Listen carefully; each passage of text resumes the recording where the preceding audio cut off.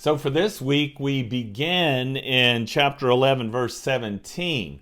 Now, there was a lot more to be said about what I talked about last week, but, you know, if the good Lord lets me live long enough, maybe we'll come back around for devotionals from 1 Corinthians again. But so it starts a new section, and in this section, Paul doesn't have a lot of good things to say to the Corinthian Christians.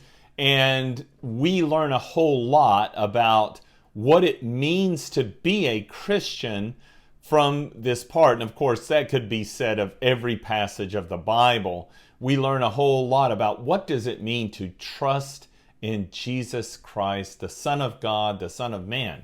Well, let's just pick up here. I'll just begin it this way. But in the following instructions, I do not commend you, because when you come together, it is not for the better, but for the worse. So he's talking about coming together for church. For in the first place, when you come together as a church, I hear that there are divisions among you. That means divisions in beliefs. And I believe it in part. For there must be factions among you in order that those who are genuine among you may be recognized. When you come together, it's not the Lord's Supper that you eat.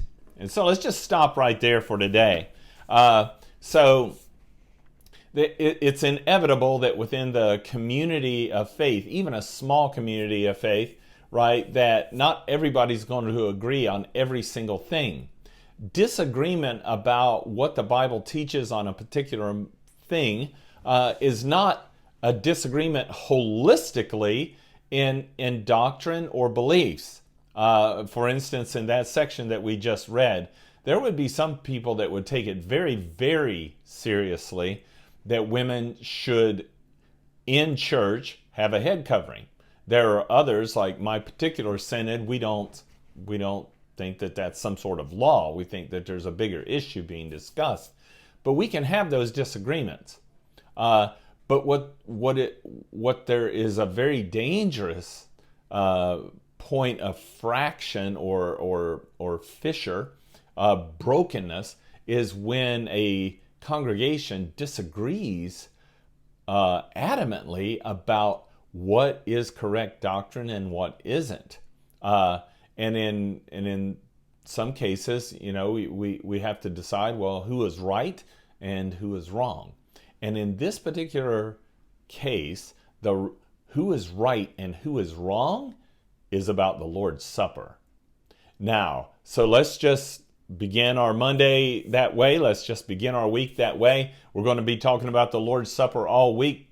I don't really know if there's anybody outside my congregation that listens to these, but if you are from outside my congregation and you're not Lutheran, you may hear some things about the Lord's Supper you've never heard, but what you won't hear is anything that isn't just a plain reading of the words.